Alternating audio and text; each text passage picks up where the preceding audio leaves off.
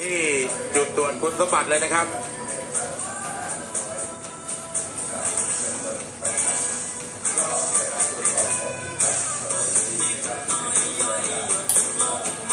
ก็อดใจรอสักครู่นะครับท่านผู้ชมนะครับตอนนี้เราจะดูคู่ไฮไลท์เป็นคู่ที่ชิงด้วยพระราชทานนะครับซึ่งเที่ยวที่แล้วแม่บัวทองชนะไปนิดเดียวนะครับตอนนี้เป็นเที่ยวกับสลับล่องน้ำนะครับดูซิว่าหงส์ฟ้ามหาราชจะทำได้ไหมหนอจะมีเที่ยวน้ำสามได้หรือไม่เราอดใจรอสักครู่นะครับกลับมาอยู่ล่องน้ำสีแดงส่วนแม่บัวทองก็ไปอยู่ล่องน้ำสีน้ำเงินนะครับตอนนี้มาแล้วนะครับทีมงานของหงส์ฟ้ามหาราชครับเจ้าแม่บัวทองนะครับมาแล้ว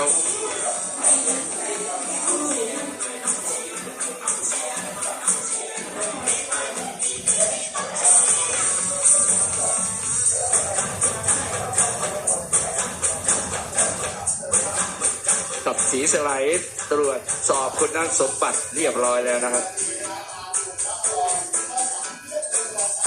ใช่ครับ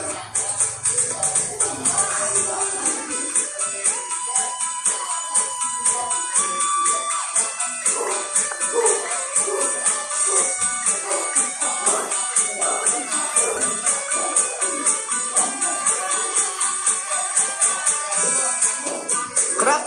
หงส์ฟ้ามหาราชมาแล้วขอบคุณมากครับแล้วครับแม่บัวทองตามมาด้านหลังผู้จัดการเรือทั้งสองลำอยู่ที่จุดตรวจสอบเรียบร้อยตรวจได้เลย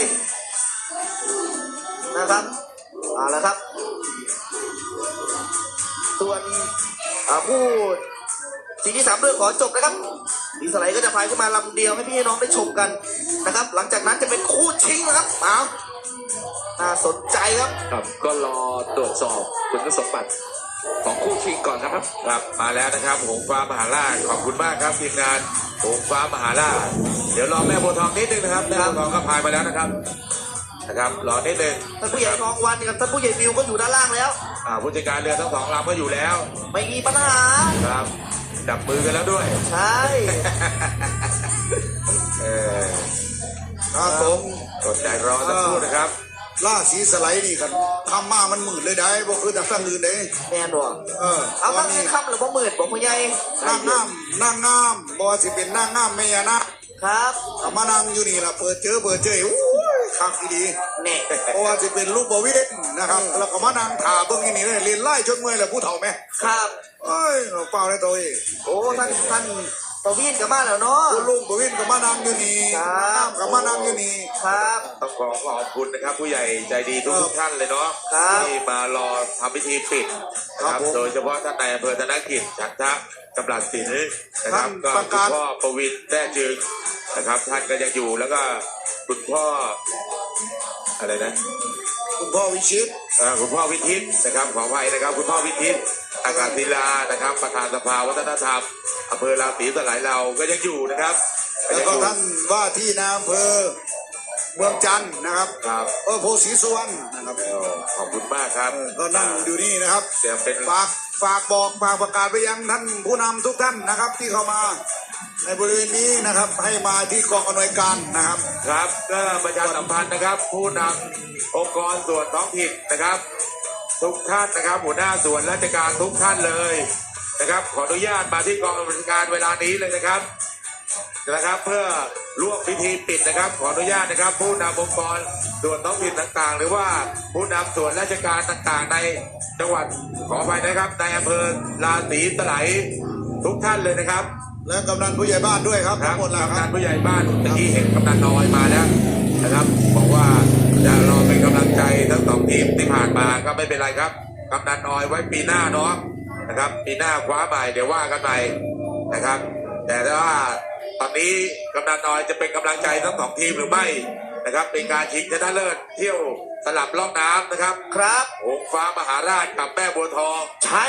กำลังตรวจคุณสมบัติอยู่นะครับอดใจรอสักครู่จะฉีดนักภาคก็ไม่ว่ากัน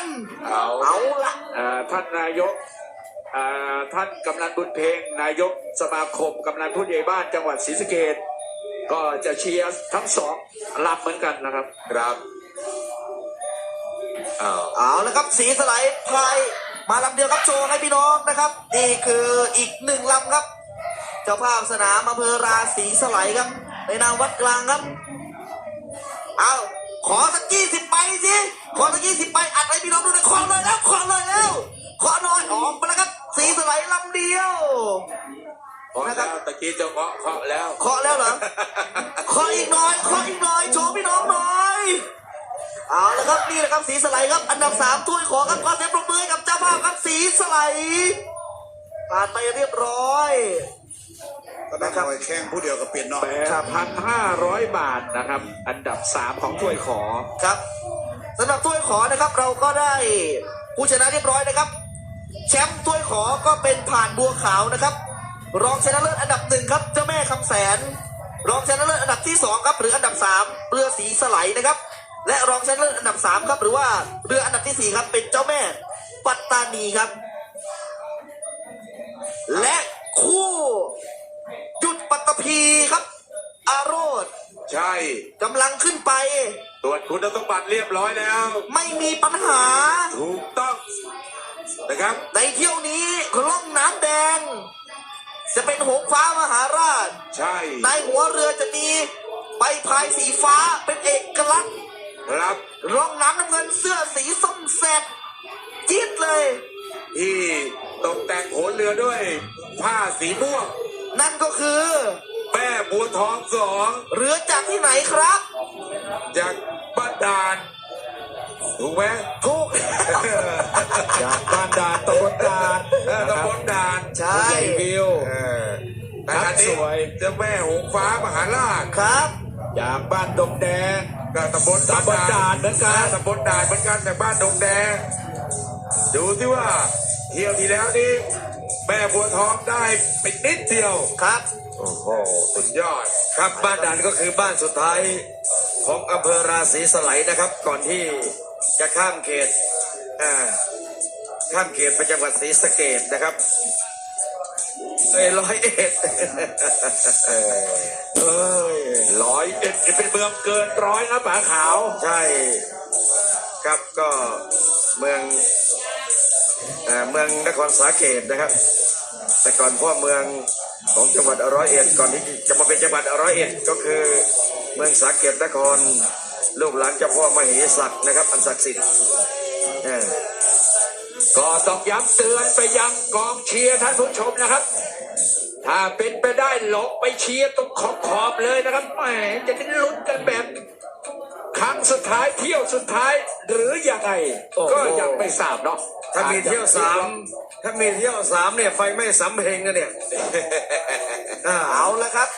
แล้วก็จะมืดเข้าไปอีกนะโอ้โห คู่สุดท้ายจะไม่ท้ายสุดครับ เที่ยวนี้นะหงส์ฟ้าทิ้งนรกกลับมาได้บอกเลยว่า เที่ยว3น่ะปวดหัวแน่นอน มีการจับฉลาก ใช่ เอาละปืนใครดีก็ได้ ปืนใครร้าย ก็ ได้ ดี เหมือนกัน อ้าวได้เหรอ เอาละครับ คู่สุดท้ายของการถ่ายทอดสดสำหรับปีนี้ วงเล็บอาจจะมีอีก ครับ นะครับแชร์ไปครับที่ราศีสไลด์ทูเดย์แฟนเพจครับเข้าไป คือมันไม่ใช่งานง่ายสำหรับแม่บัวทองนะครับผมจะบอกให้รู้ ถูกต้อง เพราะว่าเมื่อเที่ยวที่แล้วนั้น ท่านได้อัดสุดแรงเกิดนะครับในช่วง5 เมตรสุดท้ายกำลังก็ตกไปเยอะ ส่วนหงส์ฟ้ามหาราชนั้นผมดูแล้วคล้ายๆจะผ่อนคลายนะ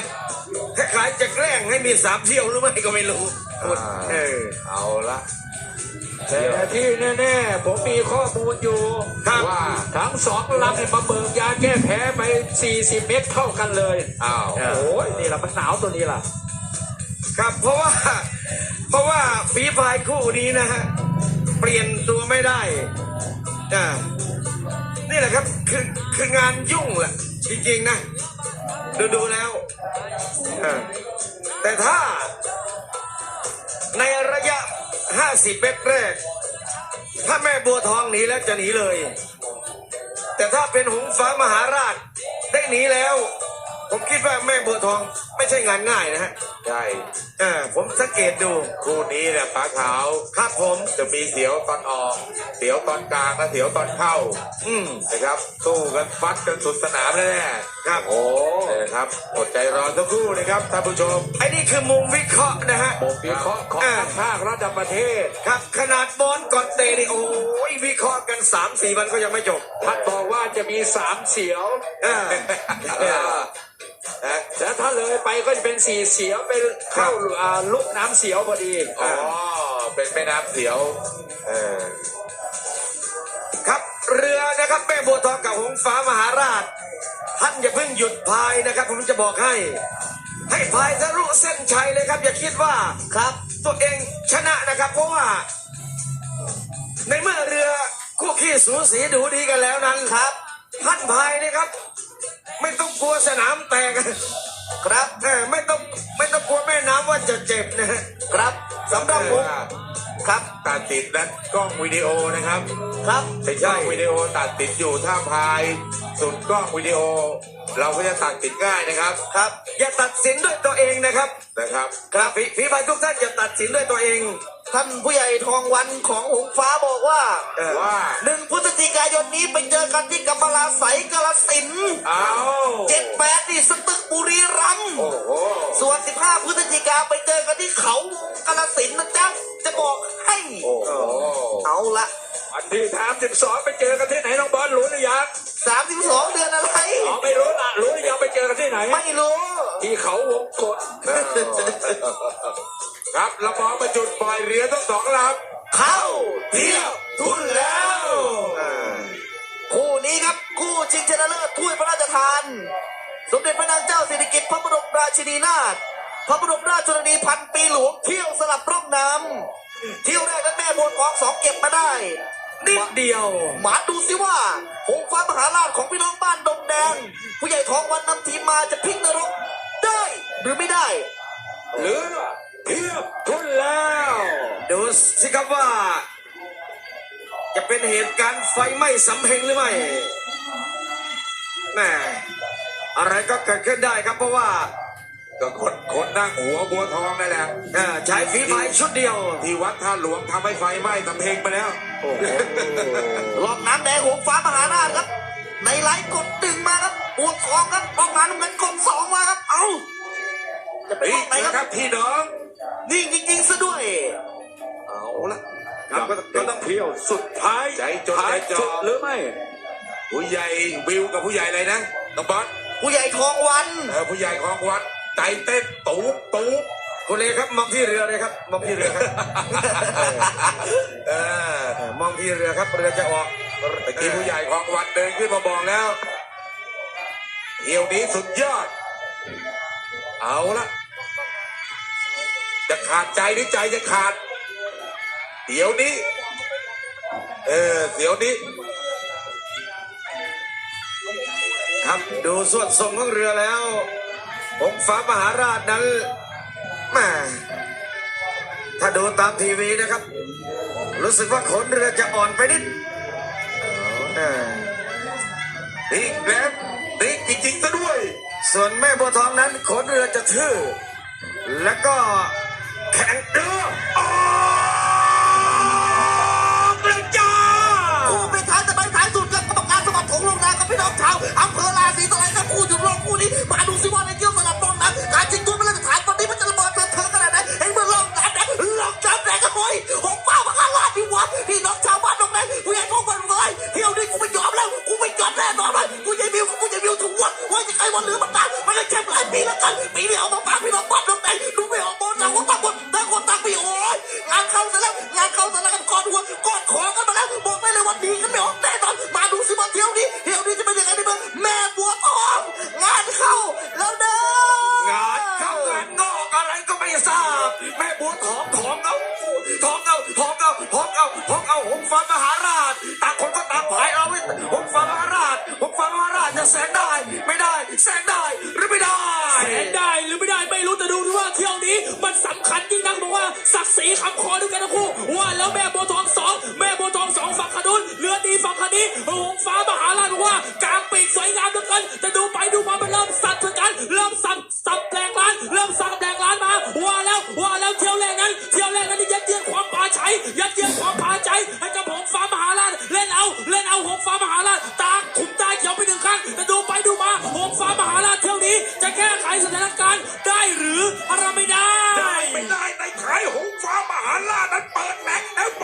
บอกแล้วมันคู่กี่จูจีก่อนละติมันติเดี๋ยวอะไรขนาดนี้โอ้โหมาจากนี้นะไอ้แม่บัวทองไม่ยอมไม่ขอไม่แท้ตีปี้มาคู่คู่กี่จูจีไปแอบตีหงฟางบัวทองไหล เข้าเส้นชัย